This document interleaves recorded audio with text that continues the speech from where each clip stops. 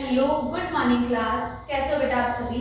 आज के सेशन में आप सभी का बहुत बहुत स्वागत है। बेटा पार्ट फर्स्ट में अपन पढ़ रहे थे प्रकाश, छाया एवं परावर्तन। तो अपन ने पार्ट फर्स्ट में क्या क्या पढ़ा था, अपन एक बार इसको रिकॉर्ड कर लेते हैं एंड आज की वीडियो स्टार्ट करते हैं। ठीक है, तो अपन ने पढ़ा था बेटा इस चैप्टर के अंदर प्रकाश का अपवर्तन,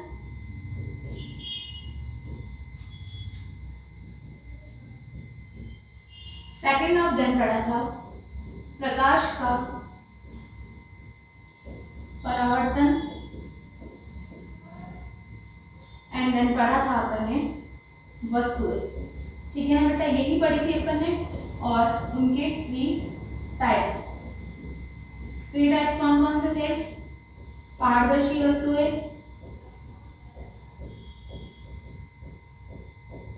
सेकेंड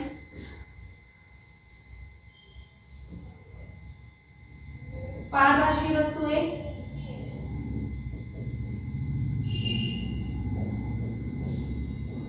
थर्ड अपारदर्शी वस्तुएं।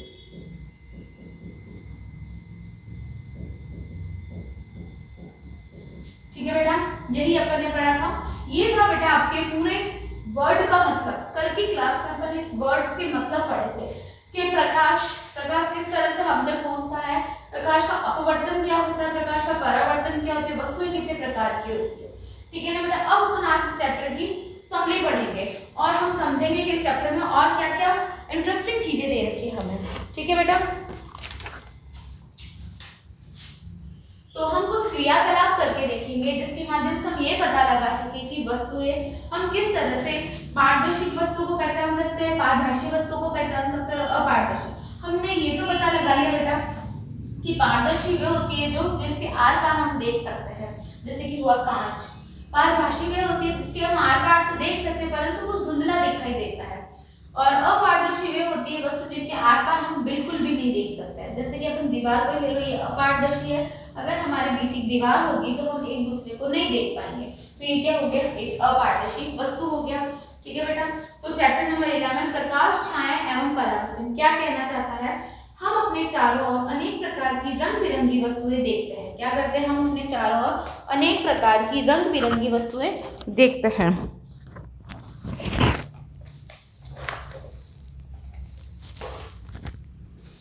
अनेक प्रकार की रंग बिरंगी वस्तुएं देखते हैं। स्कूल जाते समय हम अनेक वस्तुएं जैसे कारें, बसें, साइकिलें, वृक्ष, जंतु तथा कभी कभी कुछ पुष्प भी देखते हैं।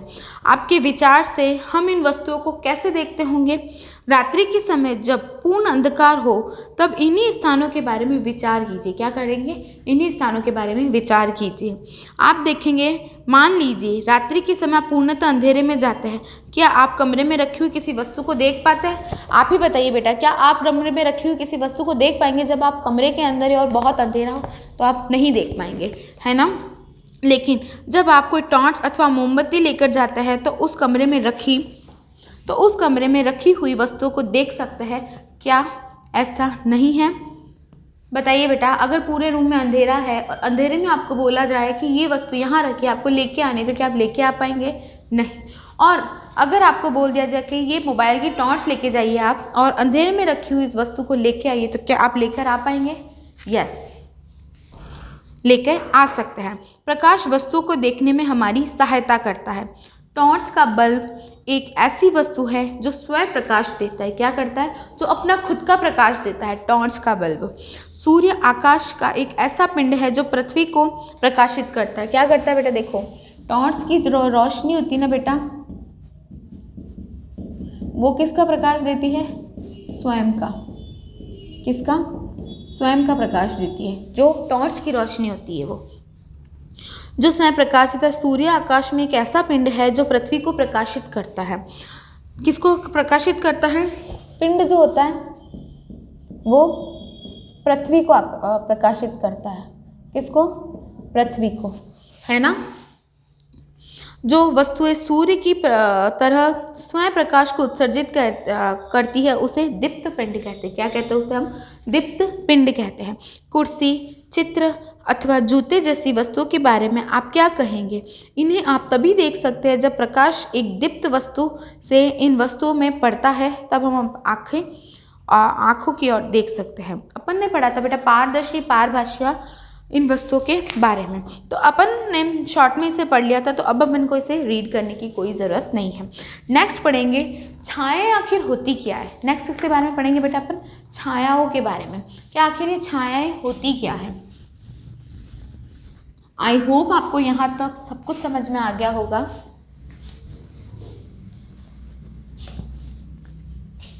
नेक्स्ट है आपकी छायाएं। क्या होती है बेटा छायाएं, क्या है ये छायाएं बट आपने देखा होगा, आप पेड़ के नीचे जाके आप बहुत चिल्लाती हुई धूप में जा रहे हो और आप बहुत थक गए हो, आप पेड़ के नीचे जाके खड़े होते हो तो आपको कैसा अनुभव होता है, एकदम रिलैक्सफुल होते हो ना आप, एकदम रिलैक्स हो जाते हो। क्यों, आपको छायाएं देती है। किस प्रकार से होती है ये छायाएं, देखो बेटा वास्तव में होती क्या है छायाएं। एक क्रियाकलाप के माध्यम से पढ़ेंगे। किसके माध्यम से हम पढ़ेंगे, ये एक क्रियाकलाप के माध्यम से हम पता लगाएंगे कि ये छायाएं आखिर होती क्या है। अब प्रत्येक अपारदर्शी वस्तु को धूप में जमीन से कुछ ऊंचाई पर एक एक करके पकड़िए। धरती पर आप क्या देखते हैं, आप देखते हैं कि धरती पे बने ये गहरे काले धब्बे वस्तु की छायाओं के कारण होते। किस कारण होते हैं, छायाओं के कारण। आप देख रहे होगे धूप है बहुत, आप लोग चल रहे हो तो आपकी खुद की छाया पड़ती है जमीन के ऊपर, होती है ना बेटा। क्या होती है, आप जब चल रहे होते हैं तो आपकी खुद की छाया उस जमीन पर आपको पड़ती हुई दिखाई देती है। कभी कभी आप वस्तु की छाया देखकर वस्तु को पहचान सकते हो और वस्तु की छाया को देखकर वस्तु को। मैदान में कागज की एक शीट बिछाइए। किसी सामान्य जानकार अपारदर्शी वस्तु को किसी ऊंचाई पर हाथ में इस प्रकार पकड़िए कि उसकी छाया जमीन पर बिछी कागज की शीट पर पड़े। जब आप वस्तु को पकड़े हुए हो तो उस समय अपने किसी मित्र से छाया की बाहरी रेखा खींचने के लिए कहिए। जैसे आप चल रहे हो बेटा, आप चल रहे हो तो आपकी छाया जो होती है कहाँ पड़ती है, ज़मीन पे पड़ती है। आप गहरी धूप में चल रहे हो, छाया ज़मीन पे पड़ती है, तो आप अपने मित्र से कहिए क्रियाकलाप के द्वारा कि उस पर एक बॉक्स पेंसिल से या चौक से निशान बना दीजिए जहाँ जहाँ आपकी छाया पड़ रही है ना, जहाँ जहाँ आपकी छाया पड़ रही है वहाँ। इसी प्रकार अन्य वस्तुओं की छायाओं की बाहरी रेखाएं खींचिए।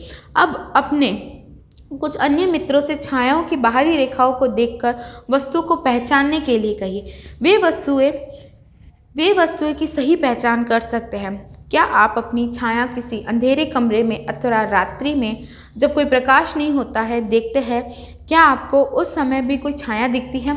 देखो बेटा आपके रूम में बहुत ज़्यादा अंधेरा है अंधेरा, अगर आप रूम के अंदर जाते हो हल्की सी खिड़की की रोशनी भी आती है तो आपको क्या होती है, अपनी जो छाया है वो दीवार पर दिखती है ना। आप दीवार पर, हम लोग छोटे थे तो बनाते थे ना हाथों से, कोई घोड़ा बनाता था, कोई क्या बनाता था, तो वो छायाओं के कारण होती थी। तो आपकी जो छाया है सामने दीवार पर दिखती थी। अब नेक्स्ट है क्रियाकलाप थर्ड। नेक्स्ट क्या है, क्रियाकलाप थर्ड। ये था क्रियाकलाप सेकंड। क्रियाकलाप फर्स्ट अपन ने प्रकाश के अंदर पढ़ लिया था। नेक्स्ट है क्रियाकलाप थर्ड। नेक्स्ट क्या है, क्रियाकलाप थर्ड। एक ऐसा क्रियाकलाप है जिसे आपको अंधेरे में करना होगा। शाम होते ही अपने कुछ मित्रों के साथ एक टॉर्च तथा गत्ते की एक बड़ी शीट लेकर किसी खुले मैदान में जाइए। टॉर्च को ज़मीन के समीप ले जाकर ऊपर की ओर इस तरह से जलाएं जिससे टॉर्च का प्रकाश आपके मित्र के चेहरे पे पड़े। किस पे पड़े, आपके मित्र के चेहरे पर पड़े। अब आपके पास प्रकाश स्रोत तथा प्रकाश के पथ के अनुदिश एक अपारदर्शी वस्तु है। अपारदर्शी मतलब जिसके आर पार हम लोग नहीं देख सकते। आपके मित्र के पीछे पेड़, इमारत अथवा कोई अन्य वस्तु न हो तो क्या तब भी आपको अपने मित्र के सिर की छाया दिखाई देगी। इसका अर्थ यह नहीं है कि वह वहाँ छाया नहीं है। वास्तव में टॉर्च का प्रकाश आपके मित्र के सिर के आर पार होता है। आपको क्या बताना चाह रहा है बेटा कि अगर आप सर पे टॉर्च लेके जाते हो तो क्या वो टॉर्च का प्रकाश आपके सिर के अंदर जाता है? नहीं। क्यों? क्योंकि ये अपारदर्शी वस्तु है, नहीं जा पाएगा। अपारदर्शी की वस्तु के अंदर आप चाहे रोशनी को ले जाना चाहो, चाहे आप कुछ देखना चाहो तो आप नहीं देख सकते हैं, क्योंकि उसके बाहर की कवरिंग जो होती है कैसी है, अपारदर्शी है। अगर कवरिंग पारदर्शी होती है तो आप उस वस्तु को देख पाते हो, है ना बेटा। आपने देखा होगा कांच का गेट लगा हुआ है, आप उसके बाहर देख रहे हो, बाहर वाला अंदर देख रहा है, तो सूर्य का प्रकाश भी क्या होगा, उस आपका रूम जो होगा कैसे रोशनी देगा, क्योंकि कांच अगर आपके ये लकड़ी के फाइबर्स के दरवाजे लगे होते हैं तो क्या वहाँ से आपके रूम में अंदर रोशनी आ पाएगी? नहीं, क्योंकि वो क्या है, अपारदर्शी है। ठीक है बेटा, नेक्स्ट करेंगे अपन क्रियाकलाप 4।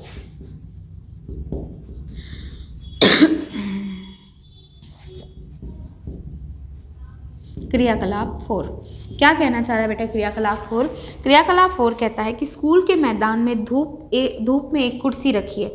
आप कुर्सी की छाया से क्या अवलोकन करते हैं? क्या छाया से कुर्सी की सही आकृति का ज्ञान होता है? यदि आप कुर्सी को थोड़ा सा घुमा दें तो कुर्सी की छाया की आकृति में किस प्रकार का परिवर्तन हो? अगर धूप में आप कुर्सी रखते हो तो उस कुर्सी की जो छाया बेटा ज़मीन पर, मिट्टी में या फिर जो फर्श है वहाँ पर आपको दिखाई देती है। अगर आप कुर्सी को थोड़ा भी घुमाएंगे तो वो छाया भी क्या होगी, घूमेगी। आपने देखा होगा प्रोजेक्टर लगाते हैं हम लोग मूवीज़ वगैरह देखने के लिए, तो हम लोग क्या करते हैं, अंधेरे में लगाते हो प्रोजेक्टर, जैसे ही हम उस प्रोजेक्टर के सामने जाते हैं तो अपनी छाया क्या होती है, उस प्रोजेक्टर पे पड़ने लगती है। जैसा हम थोड़ा मूवमेंट करते हैं तो वो छाया वैसे हो जाती है। हमारे मूवमेंट के अनुसार उस छाया में क्या होने लगता है बेटा, परिवर्तन होने लगता है। क्या होता है, परिवर्तन। एक पतली नोटबुक लेकर उसकी छाया को देखिए, इसके पश्चात एक आयताकार डिब्बा लीजिए और उसकी छाया देखिए। क्या दोनों छायाओं के समान आकृति प्रतीत होती है? विभिन्न रंगों के पुष्प अथवा अन्य वस्तुएं लेकर उनकी छायाओं का अवलोकन कीजिए। उदाहरण के लिए लाल गुलाब अथवा पीला गुलाब ले सकते हैं। जब वस्तुओं के रंग भिन्न भिन्न होते हैं तो क्या उसकी छायाओं के रंग भी भिन्न भिन्न पड़ते हैं। एक लंबा बॉक्स लीजिए तथा पृथ्वी पर बनी उसकी छाया को ध्यान से देखिए। जब आप बॉक्स को इधर उधर गति कराते हैं तो उस समय आप छाया के आकार में होने वाले परिवर्तन को देख सकते हैं। बॉक्स की छाया कब सबसे छोटी बनती है? तब जब आप बॉक्स के बड़े फलक को सूर्य के सामने रखते हैं, अथवा जब आप छोटे फलक को सूर्य के सामने रखते हैं। जब बड़े फलक को सूर्य के सामने रखते हैं तो वो छाया कैसी बनती है बेटा, बड़ी बनती है। अगर छोटे फलक को सूर्य के सामने रखते हैं तो छाया कैसी बनती है, छोटी। अब फलक क्या होता है बेटा, आपने देखा होगा ये इस तरह की आकृति। आपने वो खेलते हैं ना अपन, क्या नाम है वो, चेस,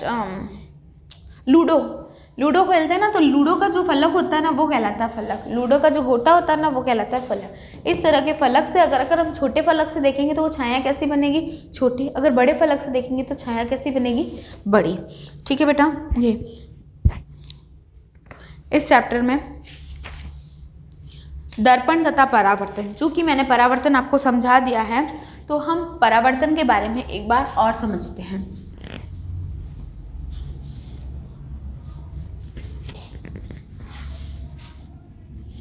नेक्स्ट है परावर्तन। मैंने आपको डेफिनेशंस भी नोट करवाई थी पार्ट फर्स्ट के अंदर, कोई बात नहीं, हम दोबारा पढ़ते हैं। हम सभी घर पर दर्पणों का प्रयोग करते हैं। आप दर्पण में अपने चेहरे को देखते हैं, जो आप देखते हैं वो दर्पण के सामने आपका परावर्तन है। आप क्या होता है, कांच के सामने खड़े होते हैं, वो जो मिरर इमेज बनती है बेटा वो परावर्तन है आपका। क्या बनती है, परावर्तन।